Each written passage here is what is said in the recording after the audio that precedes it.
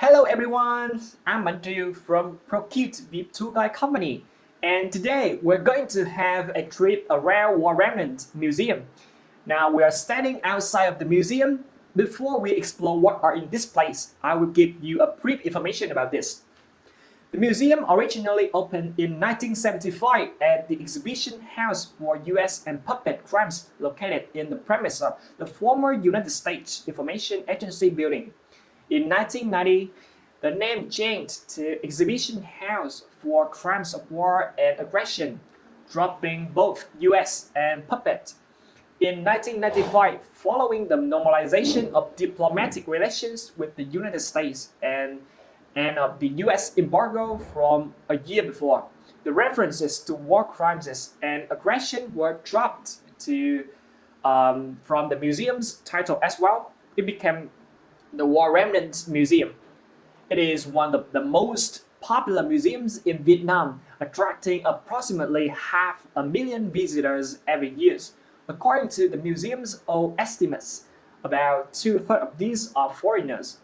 Okay, so now we are standing outside of the main building. Okay, so when you can see the large pieces of authentic military hardware. The northern troops pushed south toward the end of the war. The ARVN Southern Army fled in droves, leaving behind billions of dollars of American equipment in their wake. With that new hardware, as well as what the Americans, when the Saigon finally fell, the government in Hanoi had plenty of displaced pieces to choose from. Here we can see a lot of weapons used by the US Army, like helicopters and airplanes of the US Air Force, and armored tanks displayed in the yard. Besides this, there are multiple kinds of weapons like rockets, bombs, and mines that were all active and have had their detonators removed before being exhibited here. Okay, so in the backside, you will find a small entrance leading to the tiger cages, replicas of the real tiger cages used in Condé Island prison. Tiger cages were barbed wire cage used as a form of torture when the government of South Vietnam secretly kept it and tortured their political prisoner in Condé. This area only showcased a small part of the original exhibit, with the entire cage on the gravel statues and malnourished prisoners inside two dark cells. And so now we're going to go to inside the building. So you can see here, this is the ground floor exhibition. If you come to the museum, through the front door, you will immediately notice on your left an area dedicated to Agent Orange infected victims, called victims of Agent Orange overcome difficulties. They make their handcraft like keychains, lamps, and sculptures, and sometimes perform musical instrument here.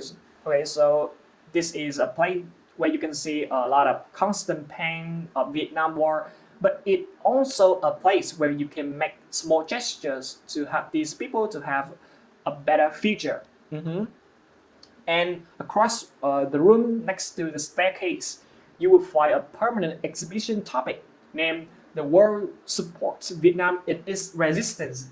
There are 100 pictures and 145 artifacts that show how people all around the world support the Vietnamese in their resistance against US Army and protest against the Vietnam War. Museum also exhibits some remnants that American soldiers presented to the museum to show their regrets of having taken part in this unjust war in Vietnam. Next, we're going to go to the first floor exhibition. Okay, so there are two galleries on this floor. The first one is Agent Orange Aftermath and in the US Aggressive War in Vietnam collection and the Aggression War Crimes. In the first room, you will see the destruction of the toxic chemical brought to the land and the people in Vietnam during the Vietnam War, especially the 10 years from 1961 to 1971, the US Army sprayed more than 1 million liters of chemical poison that contained 386 kilograms of dioxin. As a result, almost Vietnam's land was poisoned. Nearly 4.8 million Vietnamese people and their next generation were affected directly and endangered by the severe disability. Eventually, the effects of chemical poison still exist today.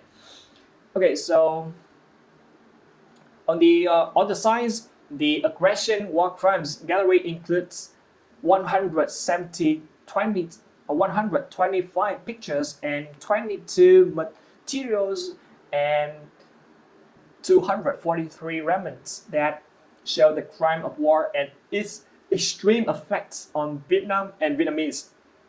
The war ended up with an estimated number of 3 million people dead, 2 million were injured, and 2,000 people went missing. Severe facilities damage on the whole country. Okay, so this is kind of the sad story, isn't it? Okay, so next we're going to see what is on the second floor exhibition of the exhibition. Okay, so this is the highest floor of this museum. And you here, when you stand here, you can have a overall look at the Vietnam War in galleries like Vietnam War and Peace and Historic Truth. The pictures like the forest destroyed by the chemical poison, weapons, and many other remnants. Here could shock and move manatees because they could not imagine devastating consequences, even though they have heard about the Vietnam War before. This is really tough. And the War Remnants Museum is the place to learn about the war and the war crime during the Vietnam War, and the place to honor people who sacrificed for the freedom of Vietnam War and enlightenment of the truth. It is also a reminder of invaluable peace many have changed their lives in to earn and protest. Okay, so we have gone around the exhibition, and you can see a lot of stories and a lot of objects that left. Okay, so I think that you can feel something from this this trip, and that is the end of our trip today. And now you have 5 minutes to look around, and then we'll go back to the coach to go back home. Okay, so your 5 minutes begin now.